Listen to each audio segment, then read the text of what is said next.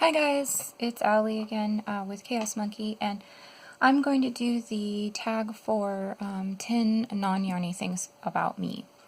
And I was tagged by Stitch House Creations with Tammy, and she did it as well if you want to go over there and watch her video.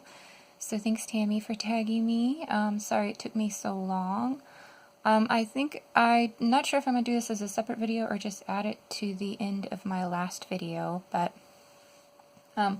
I just wanted to make a correction to my last video because I just finished it and realized I was talking about my son and I was the wrong age. I had the wrong age.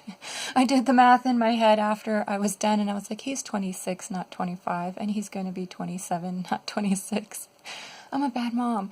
It's hard when they're older because, you know, you're not doing like the birthday parties every year and the whole doohickey, and they don't live with me. They live in other states and I feel bad. I forget how old my children are. I literally have to do the math in my head.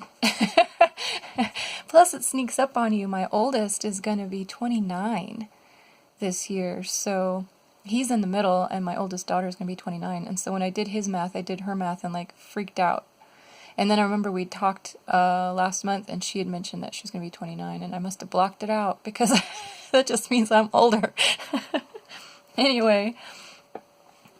Make sure you do the math on your kid's age, if they're grown.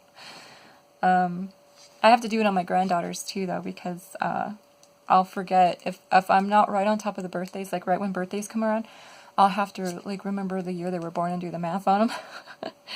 But, anyway, what I'm going to do is I'm going to go ahead and answer, or not answer the questions, try to give you guys 10 things about me that aren't yarny while I'm making these socks, so that you're not just looking at blank paper here, and you guys can see how I do knit my socks. So this is on, for those of you who don't know, this is magic loop 2 at a time. I usually do my socks this way because I have a really hard time with second sock syndrome, and what that means is that you finish one sock and you never want to do the other sock ever again. And this was the only way I could defeat that. And making one sock at a time will go faster, even on magic loop, but then you have to make the second sock. So it really takes the same amount of time as doing both on the magic loop. You do have to fiddle the loop around, and some people don't like that. They say that slows them down if they're really fast doing a one at a time. I totally get that. It's just this is what works best for me, and I will switch it up. I'll get bored of this sometimes and do like a 9-inch circular. I'll do one at a time, or you know, just one at a time magic loop if you just want to jam on one sock for a while. So that's what I love about knitting. You can do anything and everything and change it up. But just to give you an idea of how I do these, I cast on with Judy's Magic Cast On at the bottom, and I do it all on this set of needles. I don't do it on double points and switch to these needles. I do everything on this set of needles from start to finish. So I will cast on both toes on those needles, do my increases, work the sock, do the heel. As you can see, I just finished my heel. And you do have to do your heels one at a time, but all you do is you set it up so that you work on one heel, finish it, and when you get to the end, which would be here, then you can hop to the other heel and finish it as well, and then you go back in the round. So at one point, you're doing one heel at a time, and you're working just on like this on one heel, and this sock is just sitting there, or vice versa. So it is possible to do that way with this heel. I don't think you can do a heel flap and gusset this way. I'm sure people have figured it out, but it's too much of a pain in the ass for me to do it on magic loop. If I'm going to do a heel flap gusset, I'll usually do those one at a time. But I like the fish lips kiss heel, fits good for me. My boyfriend likes it, so that's usually what I stick with. There's a lot of heels out there if you guys are learning to knit socks.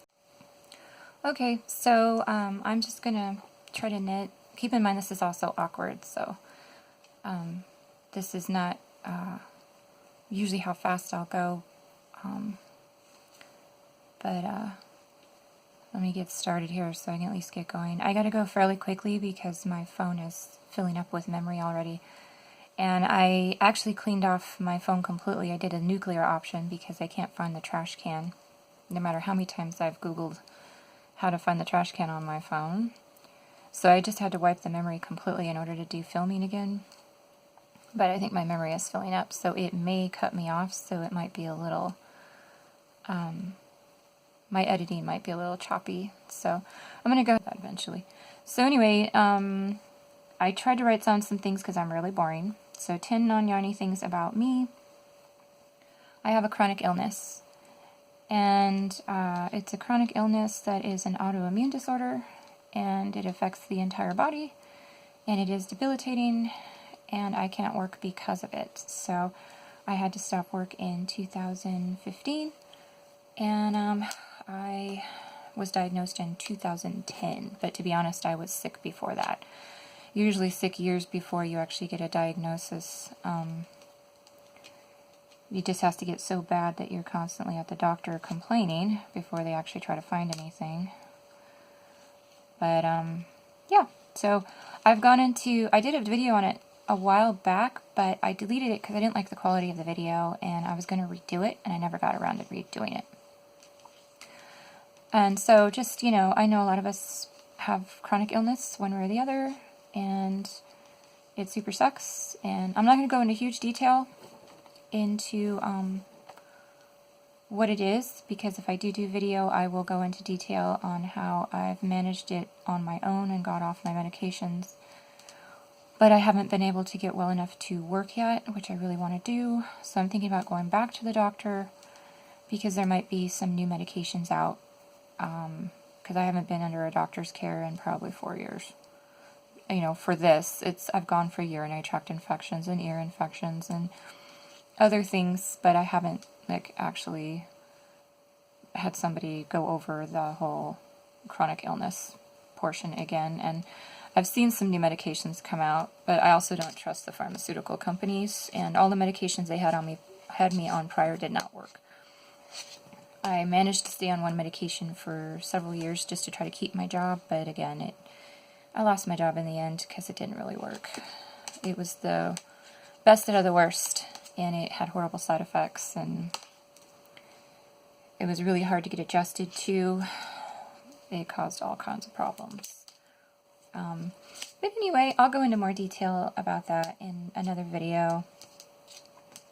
I just don't want to go on and on about it here, but it's kind of number one because it's kind of affects everything. Number two is I am a grandma. So you're probably going, yeah, so what? Well, I was a grandma before I was 40. So I was a grandma, I think, again, I have to do the math, but I think I was 38 or 39. And my children were not underage. They were grown. They were in their 20s. My oldest was in her early 20s.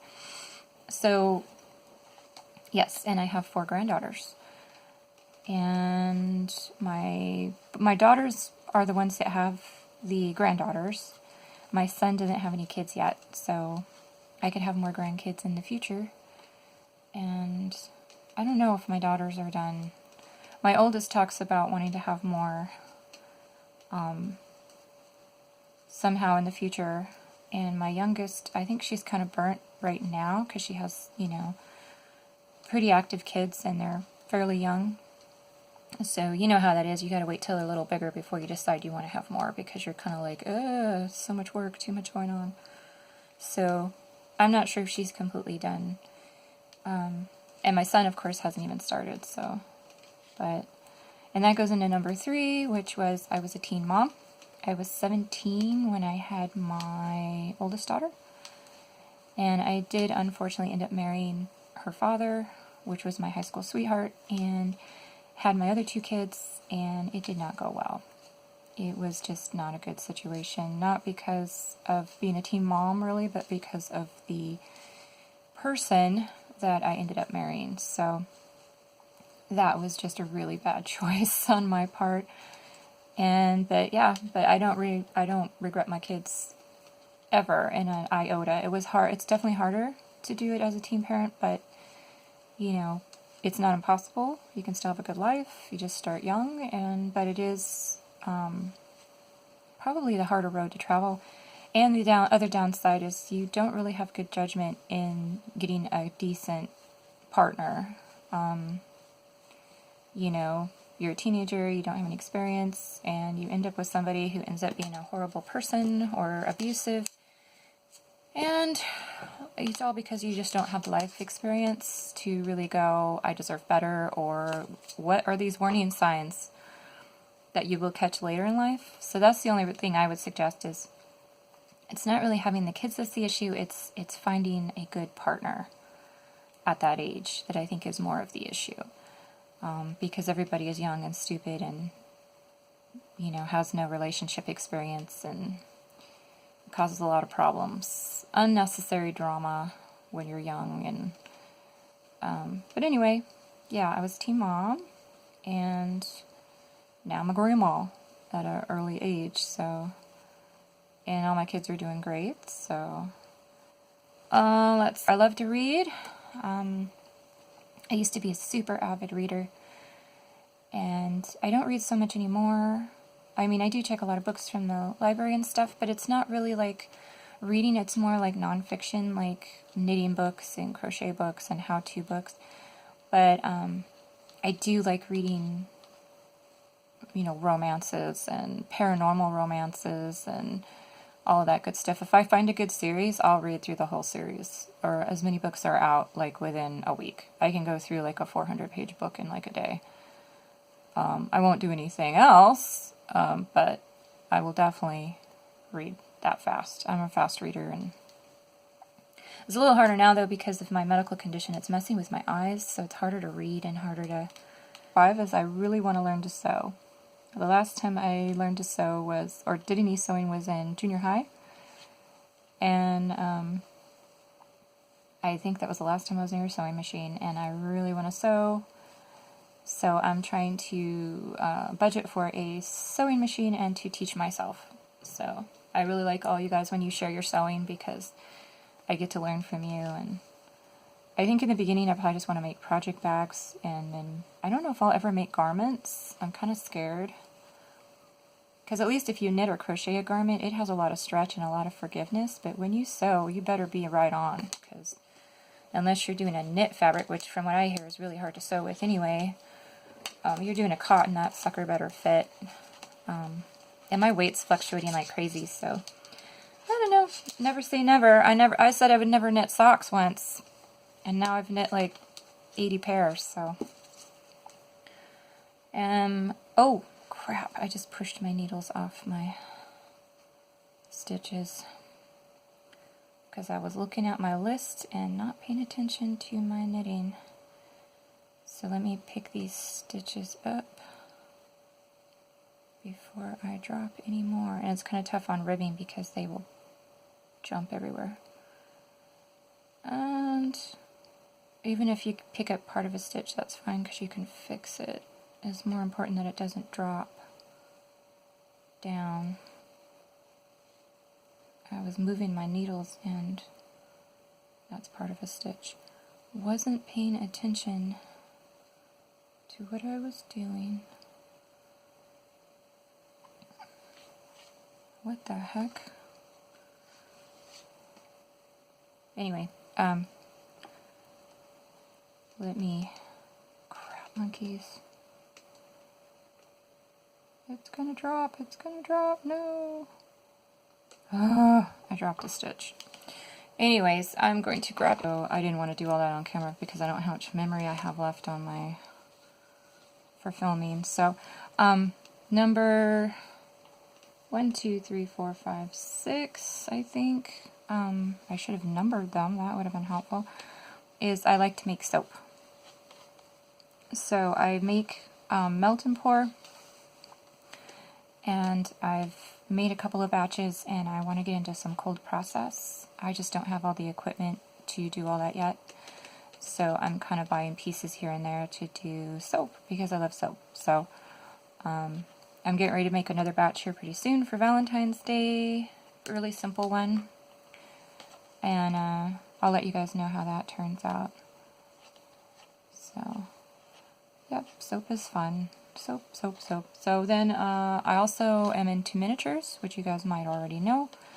I make miniatures, like like the little tiny buildings they sell in the little boxes. For instance, this is right next to me, so I will show you, like these guys in these tiny little boxes. This one is a bakery. I'm going to do that one next. I've made 2 of those. I have a little house and a coffee shop. And the coffee shop I thought I had a picture of, but I don't, so I never showed you guys the coffee shop. But they come with lights and sometimes a music box, and they're super fun. But then I also have a big dollhouse that I need to put back together and fix, and a smaller dollhouse that I haven't started yet. So I'm hoping to work on those this year. And I love miniatures. I love everything miniature. And let's see what else. I kind of ran out of stuff, so I don't think I have 10.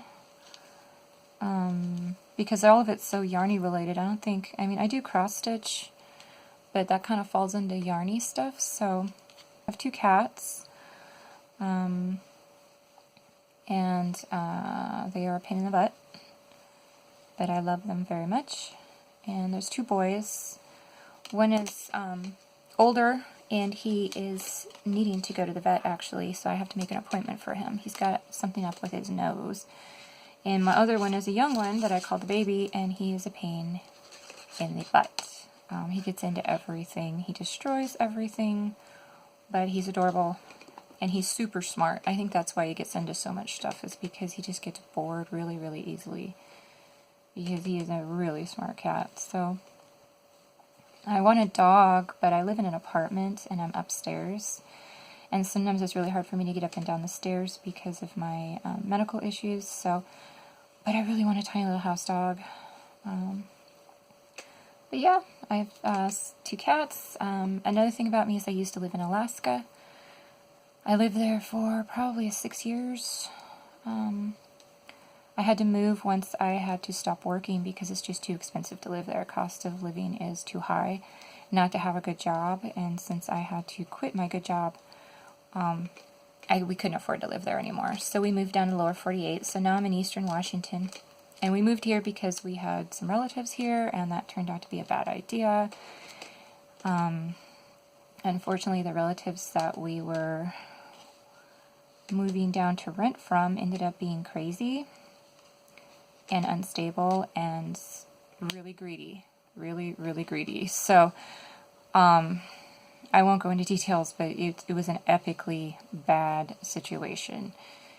And, yeah, it was a bad situation. So, we ended up being in a situation where we were kind of taken advantage of.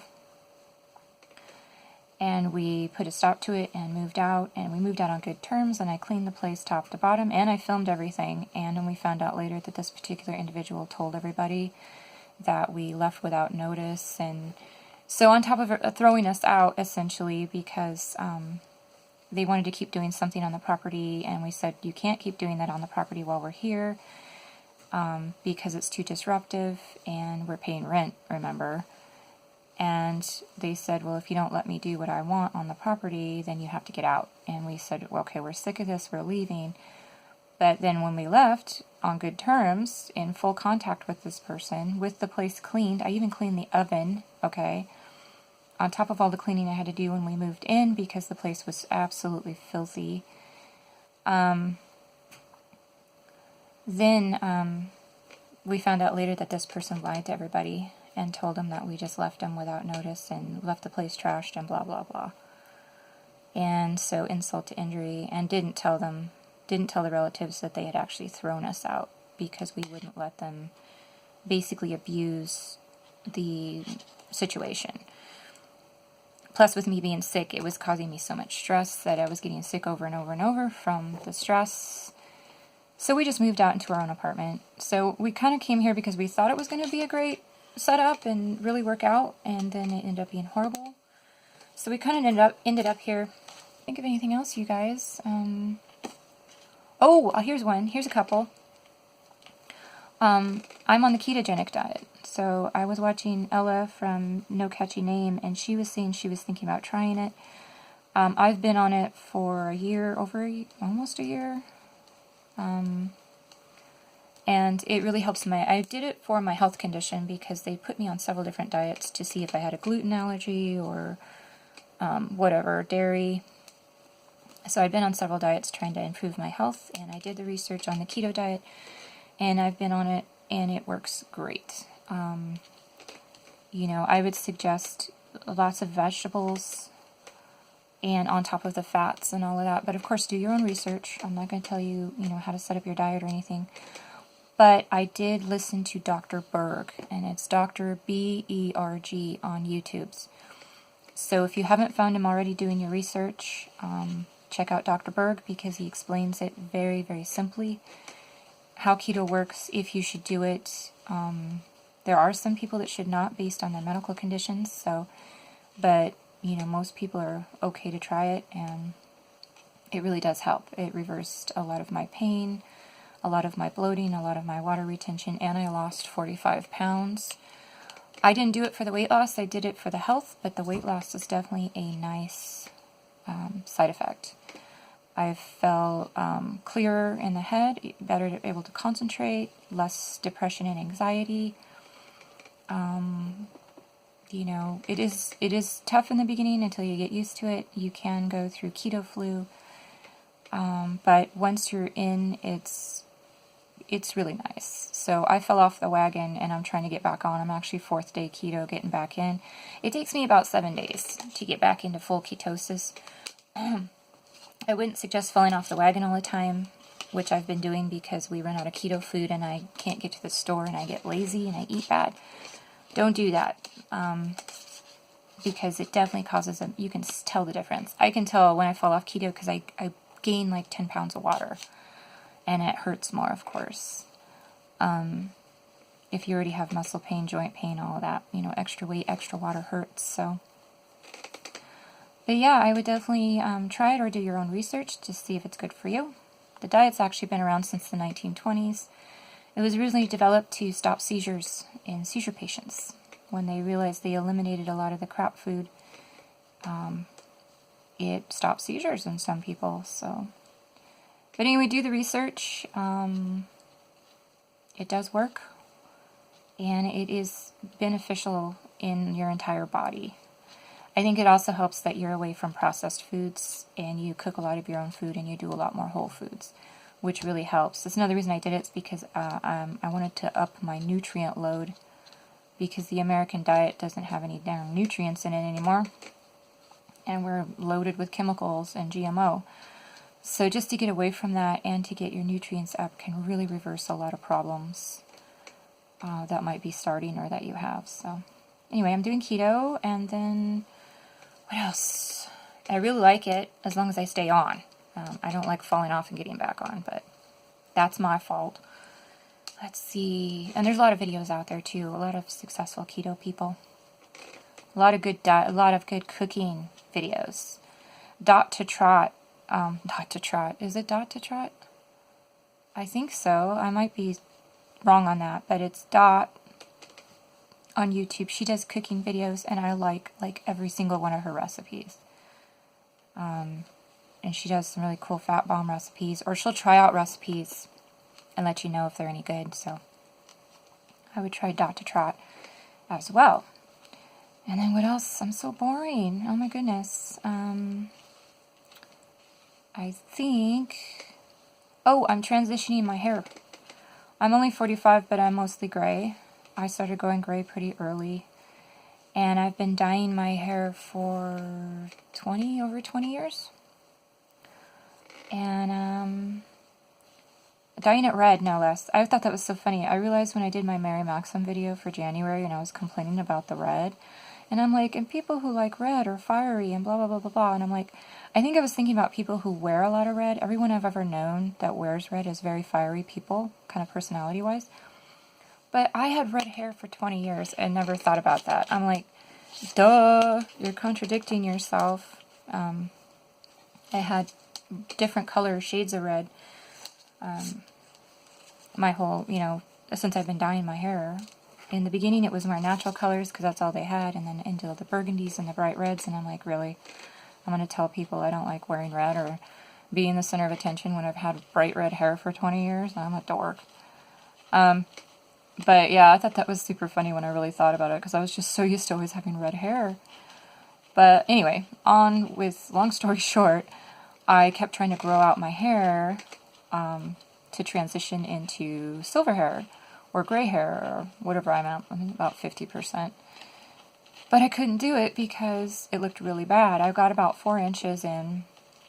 But the problem with growing out hair dye is the rest of your hair gets really dry and frizzy and unmanageable when the dye comes out, because you're not putting more dye in and it's damaged.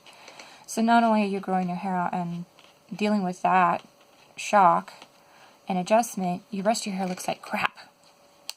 And there's really not much you can do about it unless you want to re-dye it again. So I tried 4 times to do a grow out. That didn't work. Then I bleached my hair and tried to tone it silver, and that just made me look old. And so I'm keeping my hair bleached and doing, and I did all this myself, by the way, so it took me like 6 bleaches because I was going really gentle, and I didn't want to pay a professional to destroy my hair. So I don't have a good hairdresser here anyway. Since I moved, I haven't had a good hairdresser, so there's nobody I trust yet. So let me double check, make sure I didn't do anything silly. Okay. And so now my hair is like a 9-10. I had really burgundy ends. I actually had part of my hair black on the bottom. That is still orangey. But my roots are almost white now. And then I use a white toner. So I've gone from red to white. I'm okay with the white. The white actually makes me look younger instead of older for some reason. And now I can let my roots grow out longer, because instead of being silver roots against red hair, it is now black roots against white hair, because all you see is the dark root, not the gray.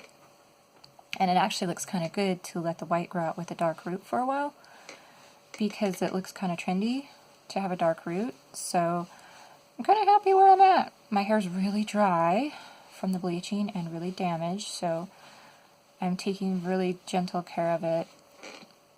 But I don't think I can bleach my ends again from the 8 to 9 to a 10, because it's super damaged. So I'm just going to have to just kind of deal with it being kind of ugly until it grows out and I cut off the ends, because I'm only shoulder length now.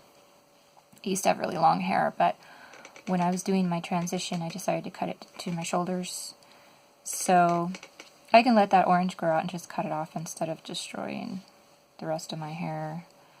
And like I said, the roots are white, because it's virgin hair. So, but yeah, so I'm in that crazy, I've always done crazy hair colors, to be honest. I've always been kind of here, there, and everywhere. And so white is a color I have not tried before, or really, really, really blonde.